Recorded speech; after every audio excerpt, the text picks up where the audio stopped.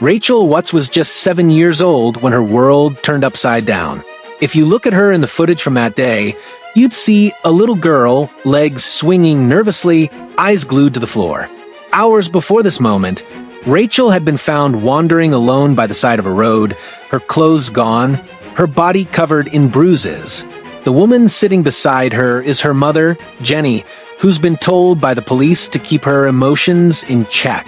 Any sign of distress, they warn, might cause Rachael to shut down completely. And right now, they need her to talk. But Rachael isn't ready to share everything. She's scared, hiding something deep inside, something she can't bring herself to say out loud. For Jenny, this is the first time she's hearing the details of what happened to her daughter, and it's taking every ounce of strength not to break down. But Rachael is terrified. She's convinced the man who tried to kill her will come back, and she knows she'll have to face him again. 3 days after the attack, Rachael stands behind a one-way mirror, just a few feet from a lineup of suspects. She doesn't know it, but one of the men in that room has already killed 2 other girls. If she can't identify him, he might get away with it again. But let's rewind a bit to a time before all this horror. It's 1990 in Whitehawk, a quiet suburb on the southern coast of England. Rachael is living a happy, ordinary life with her parents, Jenny and Peter. On this particular day, the sun is shining, and Rachael is out roller skating while her dad works in the front garden. She asks him for £1 to buy a chocolate bar from the local sweet shop. It's around 4 p.m. when she skates away, her white roller skates flashing in the sunlight. An hour passes. Rachael hasn't come home, and her parents start to worry. Then there's a knock at the door. It's the police. Rachael is in the hospital. She was found by a couple driving along Devil's Dyke Road, more than 7 miles from her home. The woman who found her later recalled, "I saw her come out from behind a bush. She was completely naked, her hands up, crying. Her hair was a mess, and there was blood in places I can't even mention. I jumped out of the car and ran to her. She looked at me and asked, 'Are you going to kidnap me?' I told her, 'No, we're here to help you. You're safe now.' The couple rushed Rachael to the nearest house and called the police. When the officers arrived, Rachael asked, 'Are you my mom?' The officer replied, 'Yes,' and that's when she told Jenny that Rachael was in the hospital. Even after all these years, Jenny can barely talk about that moment without tears. At the hospital, Jenny is met by Detective Deborah Wood. Before she's allowed to see her daughter, Jenny is given an impossible task. She must not show any emotion. If Rachael senses her mother's distress, she might shut down, and the police still need her to talk. Try to be strong, Deborah tells her. Try not to show any emotions. So Jenny sits by Rachael's bedside, watching her color in a book, pretending everything is normal. 3 days later, Rachael is asked to identify her attacker. The police have arranged a lineup, 1 suspect and 9 lookalikes. Among them is Russell Bishop, a man the police have suspected before. In 1987, Bishop was accused of murder, but he was acquitted and walked free. But the story doesn't start with Rachael. It goes back to October 9th, 1986, the day 2 girls, Karen Hadaway and Nicola went missing. Over 150 police officers and neighbors searched the woods near the girls' homes. But after nearly 24 hours, hope was fading. The story made national headlines. Karen and Nicola's parents went on TV, pleading for help. "Has she ever run away before?" a reporter asked. "No, never," her mother replied. "They wouldn't just run away for fun. The only way they're gone is if someone picked them up." On October 10th at 4 p.m., police officer Paul Smith was canvassing the area when he had a strange encounter. "I was doing house-to-house inquiries when a voice behind me shouted, 'Oi, what are you doing?' The voice belonged to Russell Bishop. He lived nearby and was close to both families. He'd even joined the search, walking around with his dog. Bishop told Smith, "We've been searching all day, but it's getting late. We're going to give up." Smith insisted they keep looking. Then Bishop said something odd. "Well, if I find them and they're dead, I'll get nicked, won't I?" Smith thought it was a strange thing to say. As they walked back into Wild Park, they heard 2 boys shouting, "We found them! We found them!"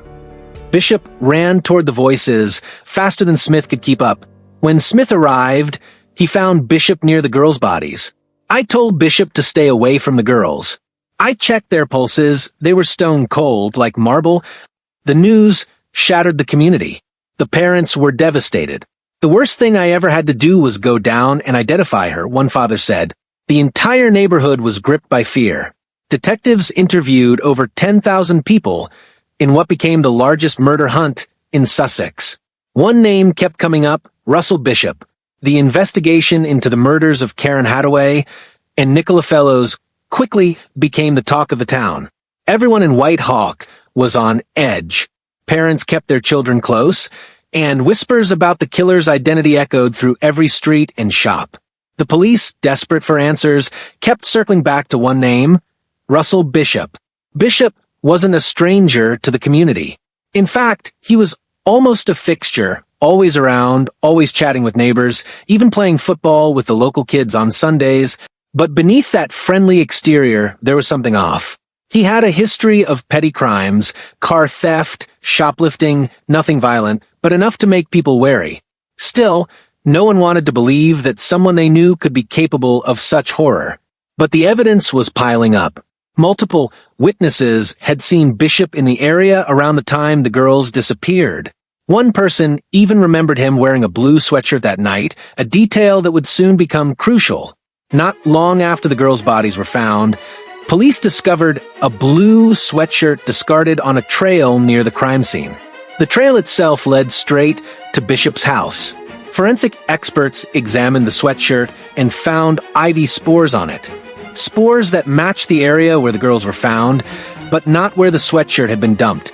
Even more damning, fibers from the girls' clothing were found on the sweatshirt. It was becoming clear. Whoever killed Karen and Nicola had been wearing that sweatshirt. But in 1986, forensic science was still in its early days. DNA testing was barely a thing, and the police had to rely on other clues. When they tested the red stains on the sweatshirt, they discovered it wasn't blood, but a specific type of paint, the same paint Bishop had been seen using on his friends' cars. It was a strong link, but the police needed more. So, they brought the sweatshirt to Bishop's house. His girlfriend, Jenny Johnson, answered the door. Without hesitation, she said, "Oh, you've brought Russell's sweatshirt back." She had no idea that her casual comment would become a key piece of evidence.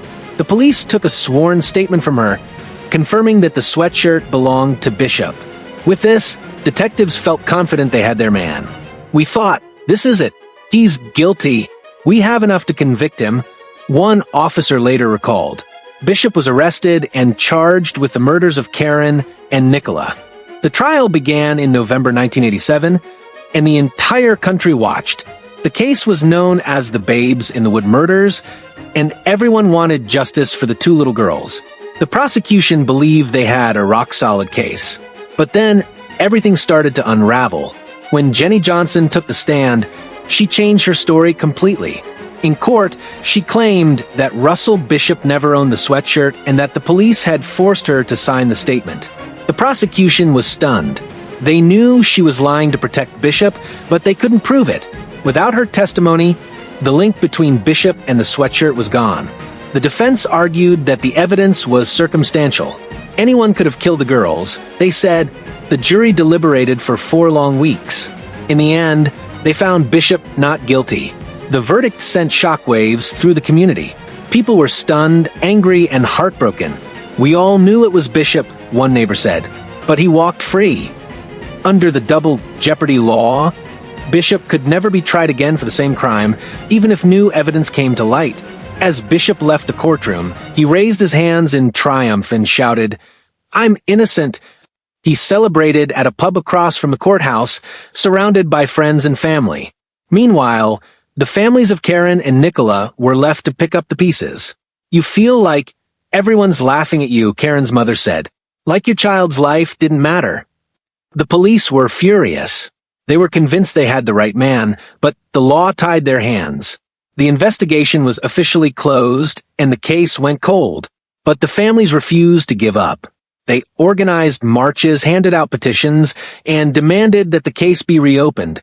There are two little girls in a cemetery in Brighton, Nicola's father said. We have to get to the bottom of this for them. In August 1989, the families led a protest march to pressure the police into reopening the case. Shockingly, Russell Bishop himself joined the march, walking alongside the grieving parents. If he had any decency, he would have stayed away, one neighbor said, but he had to put himself front and center. Bishop's public appearances didn't stop there. He sold his story to a tabloid, painting himself as the victim of a miscarriage of justice. The article even suggested that Nicola's own father, Barry Fellows, was a better suspect. The accusation was baseless, and after a full investigation, Barry was cleared of any involvement. But the damage was done. The Fellows family's house was vandalized with graffiti, and rumors swirled for months. Despite everything, Bishop had managed to shift the spotlight away from himself. In February 1990, the police sent him a letter confirming that the Babes in the Wood case was officially closed. It seemed like someone had gotten away with murder. But just 2 days after that letter arrived, the nightmare began again. This time, the victim was 7-year-old Rachael Watts. It was a day that started out like any other. The sun was shining over White Hawk, and the air was filled with the sounds of children playing. Rachael Watts, just 7 years old, was out in the front garden with her dad. She was full of energy, zipping around on her white roller skates, her laughter echoing down the street. Her dad, Peter, was busy with some gardening, but he kept a watchful eye on his daughter. At one point, Rachael skated over and asked for £1 to buy a chocolate bar from the local sweet shop. Peter handed her the coin, and with a quick hug, she was off, her skates clicking against the pavement as she rolled away. It was just after 4 p.m. But as the minutes ticked by, Peter started to feel uneasy. Rachael should have been back by now. He tried to reassure himself. Maybe she'd run into a friend, maybe she was just taking her time. But as the sun began to dip lower in the sky, worry turned to panic. Jenny, Rachael's mom, joined him in searching the neighborhood, calling out her name, checking with neighbors, but there was no sign of her. Then, just as the fear was becoming unbearable, there was a knock at the door. 2 police officers stood on the doorstep, their faces grave.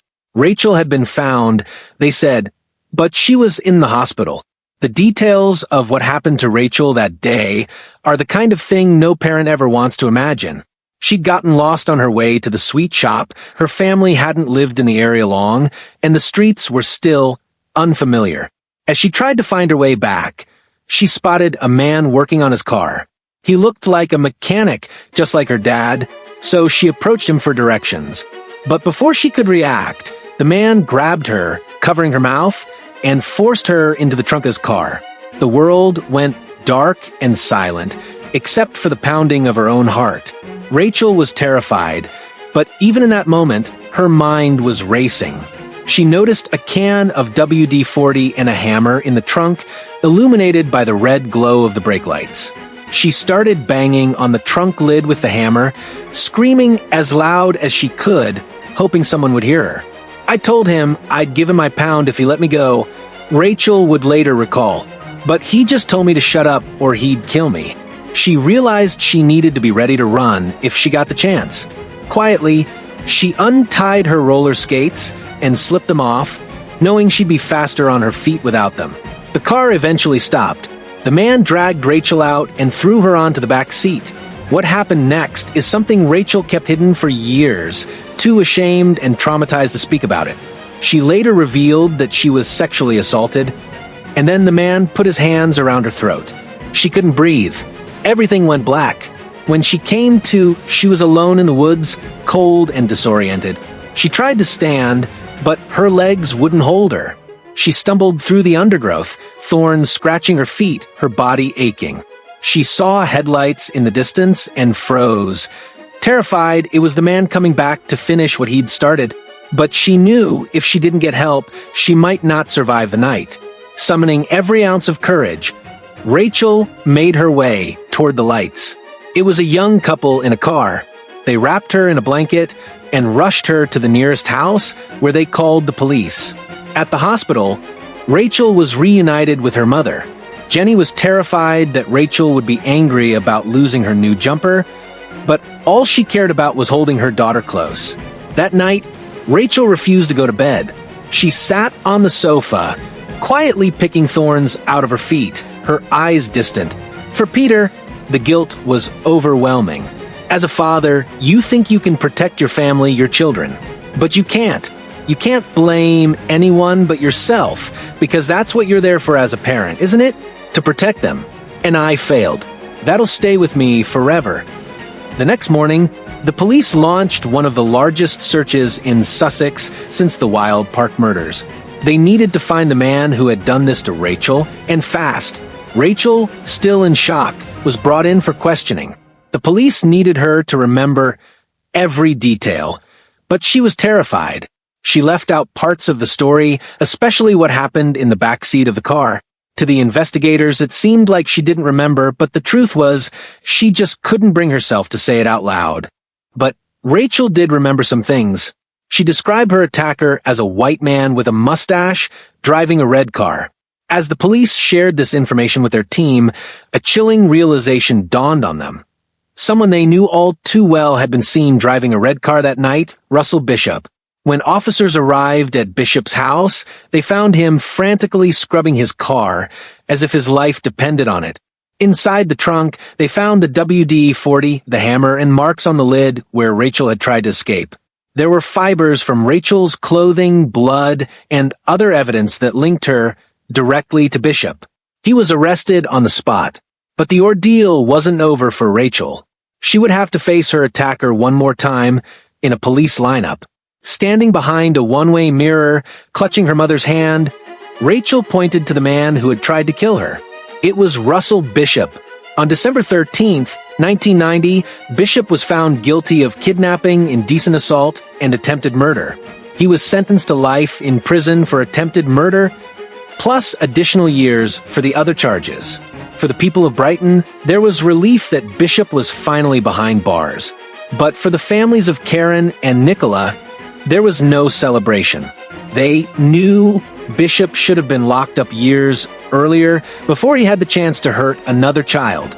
As Rachael tried to return to a normal life, the shadow of what happened to her and to the two girls before her hung over the community. Justice had been served for Rachael, but for Karen and Nicola, the fight was far from over. Russell Bishop was finally behind bars, but for the families of Karen Hadaway and Nicola Fellows, there was no sense of closure. The courtroom was silent after the verdict, no cheers, no sighs of relief.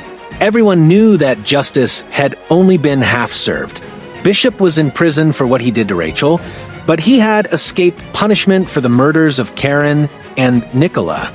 The pain of that injustice lingered like a wound that refused to heal. The parents of the two murdered girls sat in the back of the courtroom, their faces etched with grief and determination. "It's no less than what he deserves," one of them said, quietly, "but it doesn't end here. My fight for justice for my daughter isn't over." Life in Brighton tried to move on, but for the families, time seemed to stand still. Jenny, Rachael's mother, watched her daughter struggle with nightmares and fear. Rachael was granted anonymity by the court, and the family hoped that with Bishop locked away, they could finally start to heal. But trauma doesn't follow a schedule. Rachael's nights were restless, and she clung to her family, afraid to be alone. Even the smallest things like picking out thorns from her feet or worrying about a lost jumper became reminders of that terrible day. Peter, Rachael's father, carried a heavy burden of guilt. He replayed the events over and over in his mind, wondering what he could have done differently. "You think you can protect your children from everything," he would say, "but sometimes you just can't, and that's a hard thing to live with." Meanwhile, the community was still haunted by the memory of the babes in the Wood case. The police had closed the investigation, but the families refused to let it go.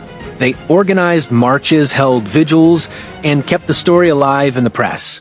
"There are two little girls in a cemetery in Brighton," Nicola's father said at one protest. "If only for them, we have to keep fighting." The pressure on Sussex police grew. The public wanted answers, and the families wanted justice. But the law was clear. Double Jeopardy meant Bishop could never be tried again for the same crime, no matter what new evidence came to light. It was a cruel twist of fate, one that left the families feeling powerless and betrayed. Bishop, meanwhile, seemed to revel in his newfound notoriety. He sold his story to a tabloid, painting himself as the victim of a police witch hunt. The article even suggested that Nicola's own father, Barry Fellows, was a better suspect, a baseless accusation that only added to the family's pain. Their house was vandalized with graffiti, and rumors swirled through the community. Barry was eventually cleared of any involvement, but the damage was done. "There are people out there who have accused me of terrible things," he said. "It hurts me, but it hurts my family even more." Despite everything, the families refused to give up. In August 1989, they organized a march to demand that the case be reopened. Shockingly, Bishop himself joined the protest, walking alongside the grieving parents. "If he had any decency, he would have stayed away," one neighbor said. But he had to put himself front and center. For a while, it seemed like Bishop had managed to shift the spotlight away from himself. In February 1990, the police sent him a letter confirming that the Babes in the Wood case was officially closed. It felt like the end of the road. But just 2 days after that letter arrived, Rachael was kidnapped. The horror had returned, and this time the police acted quickly. Thanks to Rachael's bravery and the evidence found in Bishop's car, he was arrested and convicted. For a moment, it seemed like justice had finally caught up with him. Years passed. Rachael grew up, trying to put the past behind her. She built a life for herself, surrounded by family and love. But the trauma never fully faded. She developed agoraphobia, a fear of leaving the house that kept her isolated. Nightmares of Bishop coming back for her haunted her sleep. "I used to have dreams that he would climb up a ladder and come through my bedroom window," she later said. "I was always afraid he'd finish what he started." Then in 2004, a phone call shattered the fragile peace Rachael had built. Bishop, who had been in prison for 14 years, was up for parole. The news was terrifying. "I thought a life sentence meant life," Rachael said, "but I found out that in his case, it meant just 14 years, because he didn't actually kill me." The thought of Bishop walking free was unbearable. Rachael's anxiety spiked, and her world shrank even further. She wasn't the only one who was afraid. The families of Karen and Nicola watched the news with dread, knowing that the man they believed had killed their daughters might soon be back on the streets. But then, a glimmer of hope appeared. In 2005, the centuries-old double jeopardy law was repealed. For the first time, it was possible to retry someone for the same crime if new and compelling evidence came to light. The families dared to hope that justice might finally be within reach. The police reopened the investigation into the 1986 murders. But finding new evidence after so many years was a daunting task. Forensic science had advanced, but memories had faded and physical evidence was scarce. Still, the detectives pressed on, determined not to let the case slip away again. For Rachael, the fight for justice was personal. She wanted to reclaim her life, to stop living in fear. "I don't want to be a prisoner of my past," she said. "I want to be able to go out, spend time with my family, and live my life." The road ahead was uncertain, but for the first time in years, there was hope. The families of Karen, Nicola, and Rachael were united in their determination. They had been denied justice once, but they weren't about to let it happen again. The reopening of the Babes in the Wood case brought a new sense of urgency to everyone involved. For the families, it was a chance to finally see justice done. For the police, it was an opportunity to right a wrong that had haunted them for decades. But as the investigation began again, it quickly became clear that time had not been kind to the evidence. Detectives pored over every detail from the original case files. They re-examined witness statements, combed through old photographs, and revisited the physical evidence. The blue sweatshirt, once the centerpiece of the prosecution's case, was still at the heart of the investigation. Bishop had always denied owning it, but the police were convinced it was his. Forensic science had come a long way since 1986. New DNA techniques offered hope, but also brought new challenges. When scientists tested the inside of a tear on the cuff of the sweatshirt, they found Bishop's DNA. It was a huge discovery, but there was a catch. Because the sweatshirt had been handled so many times over the years, there was a risk it had been contaminated. The defense could argue that the DNA got there after the fact, making it inadmissible in court. But the investigators didn't give up. They dug deeper, searching for anything that could tie Bishop directly to the crime. That's when they made a crucial discovery. Back in 1986, forensic pathologists had taken tapings from the girl's arms, tiny pieces of evidence that had been sealed and stored away, untouched for decades. At the time, the technology didn't exist to analyze them for DNA, but now it did. When the tapings were finally tested, the results were staggering. On Karen Hadaway's arm, scientists found a mixed DNA profile, one that matched both Karen and Russell Bishop. This was the breakthrough everyone had been waiting for. Bishop's DNA was on Karen's arm, a detail that was impossible to explain away. The news sent shockwaves through the families. For years, they had lived with the pain of not knowing, of being denied justice. Now, for the first time, there was real hope. This could be the evidence that finally brings him down, one detective said. In May 2016, Bishop was taken from his prison cell. He thought he was being called for a parole hearing, but instead, he was told he was under arrest for the murders of Karen Hadaway and Nicola Fellows. The moment was surreal. After 30 years, the case was finally moving forward. The prosecution built their case around the new DNA evidence. But Bishop wasn't going down without a fight. He claimed that his DNA was on Karen's arm because he had checked her pulse when the bodies were found. A story he said he'd told police back in 1986. But Detective John Moraton, who was there that day, remembered things differently. Bishop never got close enough to touch the girls, he said. He was standing back, shuffling his feet, whistling. He never checked their pulse. The trial began in October 2018. The families of Karen and Nicola sat in the courtroom, their faces a mix of hope and anxiety. It had been 32 years since their daughters were taken from them, and the pain was still raw. But this time, they felt the weight of the evidence was finally on their side. The defense tried to poke holes in the prosecution's case, insisting the sweatshirt wasn't Bishop's and that the DNA could have been transferred in other ways.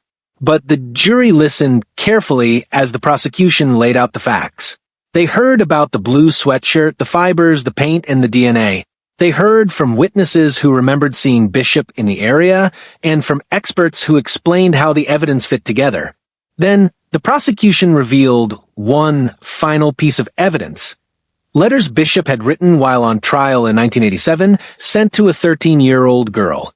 The letters were read aloud in court, and their content was deeply disturbing, sexually suggestive, manipulative, and impossible to ignore. Bishop erupted in anger, shouting from the dock, but the damage was done. After decades of waiting, the families held their breath as the jury retired to deliberate. It took less than 2 hours for them to reach a verdict. Russell Bishop was found guilty of the murders of Karen Hadaway and Nicola Fellows. The courtroom was filled with a sense of relief and quiet triumph. There were no wild celebrations, just tears, hugs, and a deep, overwhelming sense of justice finally being served. For the first time in 32 years, the families could begin to let go of the pain that had defined their lives. But the journey wasn't over. The scars would always remain, and the memories of Karen, Nicola, and Rachael would never fade. Still, there was hope that at last the girls could rest in peace, and that their families could start to heal. The verdict was in. After more than 3 decades of heartbreak, doubt, and relentless struggle, Russell Bishop was finally convicted for the murders of Karen Hadaway and Nicola Fellows. The news rippled through Brighton and beyond. Justice, long denied, had finally arrived. For the families, the moment was bittersweet. There was no celebration, no sense of victory, just a quiet, exhausted relief. The pain of losing Karen and Nicola would never truly fade. But now, at least, their memories could rest without the shadow of injustice. I said I'd never stop fighting for justice. One parent said, voice trembling with emotion. Now those little girls can rest in peace. After the trial, the families gathered together, holding each other close. They remembered the girls not just as victims, but as daughters, sisters, and friends, full of life, laughter, and dreams. The verdict didn't bring them back, but it did bring a measure of peace. "I used to go into the bedroom where her things were kept," one mother shared. "I'd open the chest and smell her clothes just to feel close to her. Now, I can finally let her go to her angel bed and sleep. She doesn't have to worry anymore." The community, too, began to heal. For years, fear and suspicion had hung over Whitehawk like a cloud. Now, neighbors could look each other in the eye again, knowing that the man responsible was finally where he belonged. The case became a symbol, not just of tragedy, but of resilience, unity, and the power of never giving up. Rachael Watts, the girl who survived Bishop's attack, had her own journey to face. For years, she lived in the shadow of that day, haunted by nightmares, gripped by anxiety, and afraid to step outside her door. The news of Bishop's conviction brought a wave of emotions: relief, anger, and a cautious hope that she could finally reclaim her life. Rachel's path to healing wasn't easy. She struggled with agoraphobia, often unable to leave her home. But she was determined not to let her past define her. With the support of her family and the love of her husband, Jay, she began to rebuild. "The reason I fell in love with Jay," Rachel said, "is because he made me realize what it means to be truly loved. He made sure I felt it every day." Motherhood brought new light into Rachel's life. She had her first daughter at 22, and as her family grew, so did her strength. "All my children are beautiful," she said proudly. "I'm hoping that by telling my story, I can finally put myself back in the present. I don't want to stay a prisoner of my past. I want to go out, spend time with my family, have dates with my husband, and just enjoy the sunshine." The journey wasn't just about moving on. It was about honoring the past while refusing to be trapped by it. Rachel's courage inspired others, showing that even after the darkest of days, it's possible to find hope and happiness again. For the families of Karen and Nicola, the fight for justice had been long and painful, but it had also brought them closer together. They had marched, protested, and refused to be silenced. Their persistence had changed the law, helped advance forensic science, and most importantly ensured that their daughters' stories would never be forgotten. As the years passed, the memories of Karen, Nicola, and Rachel became a source of strength for the community. Their stories were shared in schools, at vigils, and in quiet moments at home. They became a reminder that even in the face of unimaginable loss, love endures. On the anniversary of the verdict, the families gathered in Wild Park, where Karen and Nicola had last been seen alive. They brought flowers, shared stories, and read poems in memory of the girls. One poem, written by a grieving parent, captured the feeling perfectly. "If I could have a wish come true, a dream that come to pass, I'd ask to spend a day with you and pray that it would last.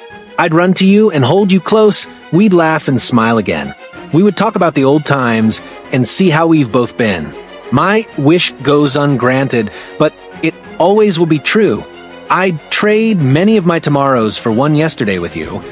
The pain of loss never truly disappears, but with justice finally served, the families could begin to look forward. They honored their daughters by living fully, loving deeply, and never letting go of hope.